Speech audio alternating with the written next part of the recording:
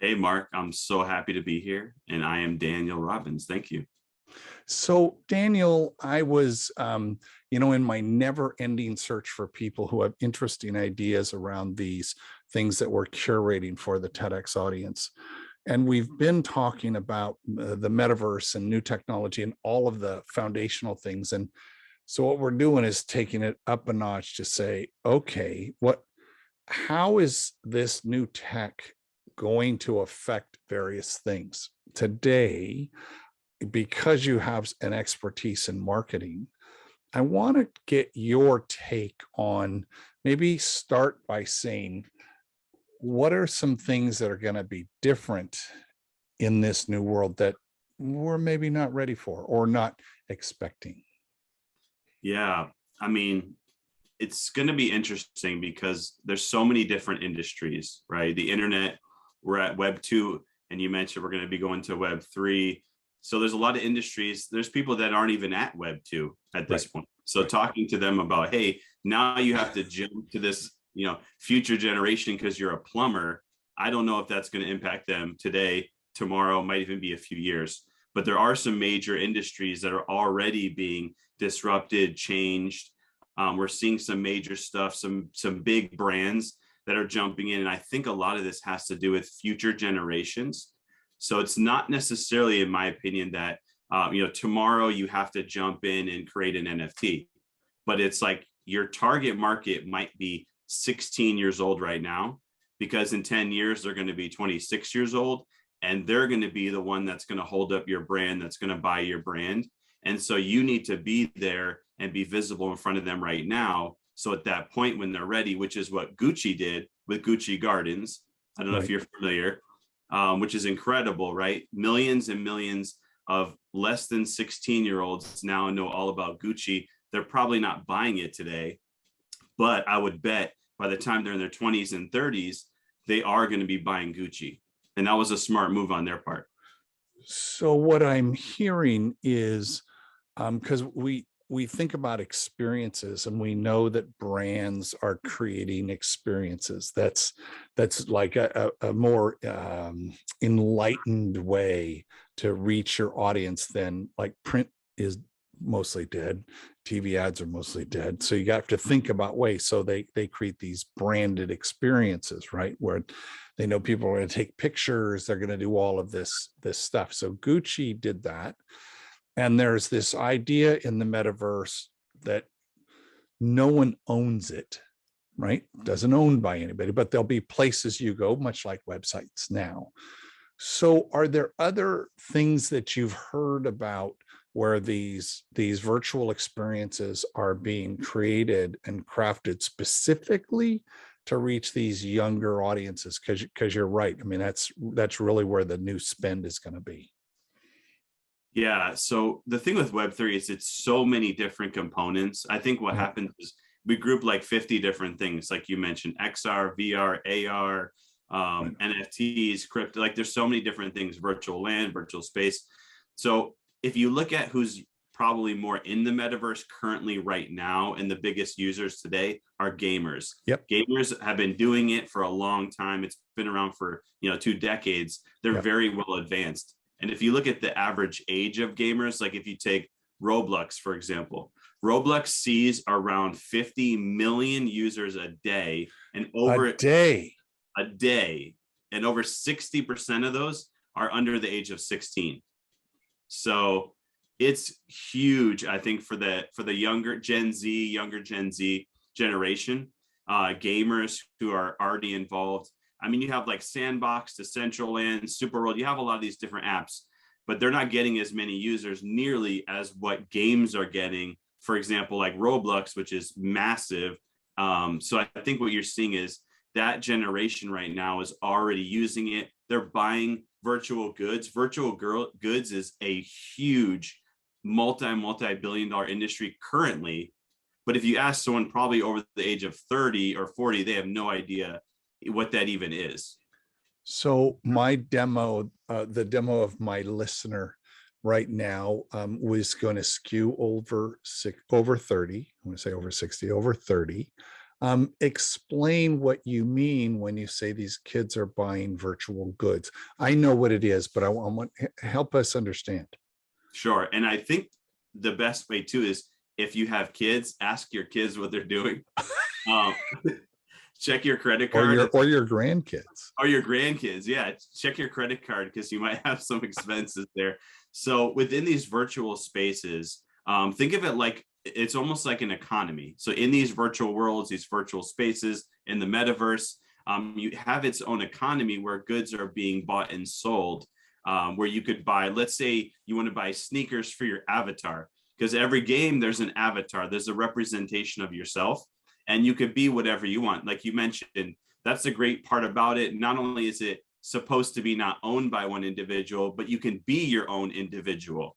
You want to be a tree today, you want to be a person tomorrow, whatever that is. So with your avatar, you can put shoes, you can have dress, you can have clothing, you could have different objects that you carry around. And a lot of those are actually bought and sold with a in-game currency. And a lot of times the in-game currency is started with actual, in the US, it might be US dollars. In another country, it might be an actual currency they have.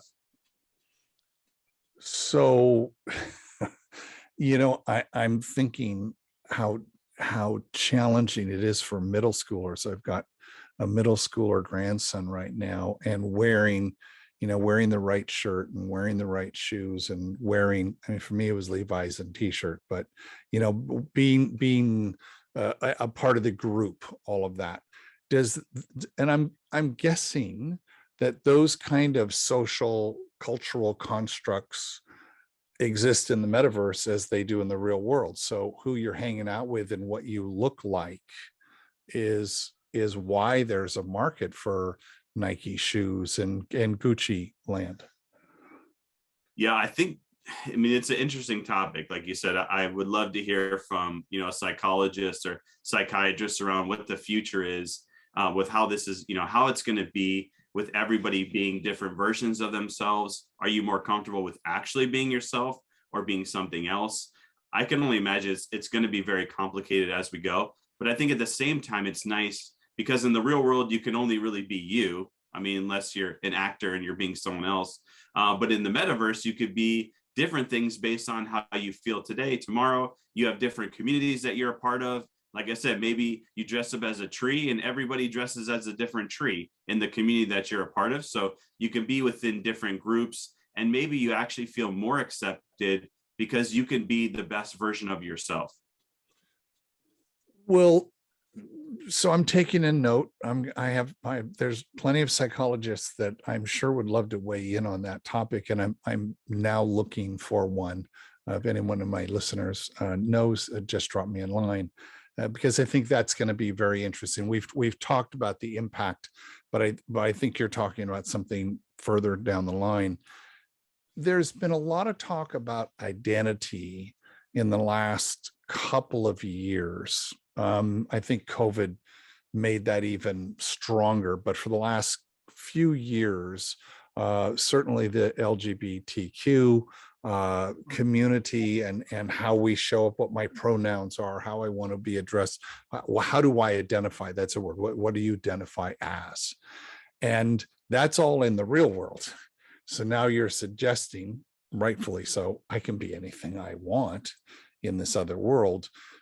Will there even be an identity crisis in the future? Because if you're not stuck in a thing, right? So we'll save that for the psychologist because I have some more questions for you. As it relates to marketing, I know over the last several years, and let's say last 10 years, with the advancement of mobile and being able to kind of change how people get media, how in the world, because right now it's hard to get people's attention if you're a brand, how in the world do we get people's attention as we go into this new way of living and being? Yeah, that's a great question. So I think what we're seeing is the creator economy is starting to expand. I think the use of influencers, I think what it's going to be is maybe the influencer will actually be a community owner. So somebody that has an existing community. And I think it's going to be really important for people to think of.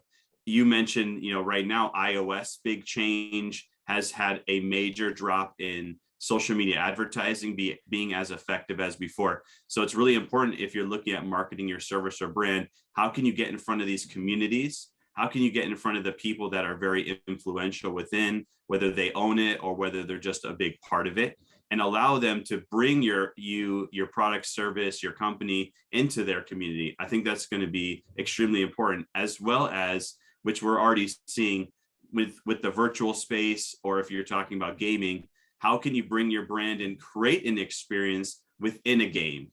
I know companies like Chipotle saw a big push when they did this within a virtual space. There's many companies that have also done the same thing, but I think you mentioned it's all about eyeballs on your product or service, your brand.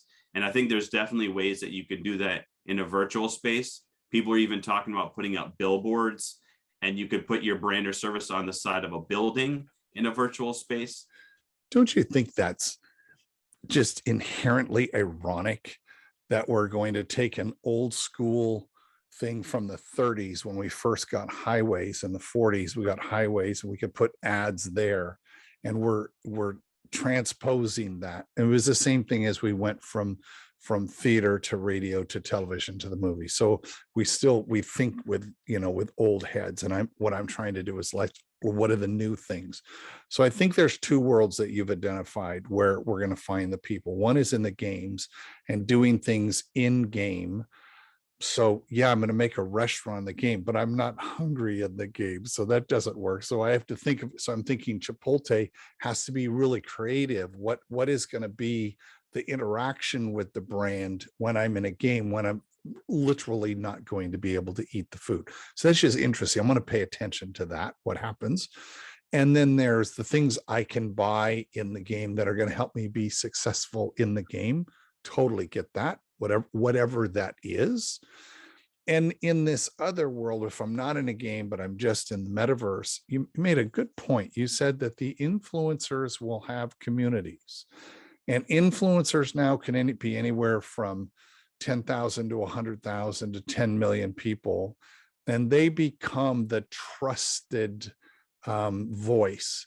Whereas maybe 20 years, the trusted voice was the ad ran on NBC, and I trust NBC. The ad was in Time magazine. I trust Time magazine. My trusted sources were established brands of their own. They're all not trying to figure things out. What do you see coming next for this whole influencer economy, if you will? Yeah, and I just wanted to touch on one more thing. Like you mentioned, gamifying is going to be important. Yeah. And you can gamify whether it's in a game or in real world. You could use tokens, reward systems, NFTs, all that. I think there's a lot of ways you can do that. But so for the influencer, my personal opinion is it's going to be less about following as if it is today. So when a brand looks at an influencer to work with, I think they look at engagement, they look at following. But what I'm looking at is, do they have a community built up across different platforms? Like there's Discord, there's WhatsApp. Do they have people that they're bringing together for a common purpose, a common goal?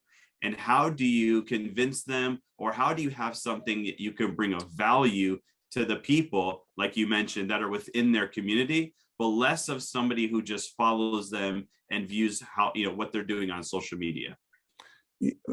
Such a good point there, that what is the mission of this community? Why does this community exist? I think of it as the gravitational pull. What's the idea worth spreading, if you will? We're on TED, of that community. It's not just about selling merch, but there's an idea. And I think younger generations are drawn to brands that have a bigger idea than just commercialization. Would you agree with that? 100%. I think just having a community, and like you're saying, being an influencer in the future may just come down to, what is your mission? Like you mentioned, right. I think if you look at generations, if the younger and younger generations, they are looking to be a part of something that's going to change the world, that's going to positively impact, society, more so than probably anything else. Clearly why I'm a member of the TED community and why people feel drawn to the TED brand, right? Because we have a mission, ideas worth sharing, and we try to talk as many people as we can to get as many different ideas as we can because we're naturally curious. I've noticed as people are advising brands on how to reach younger audiences, that clearly articulating that mission and the bigger idea.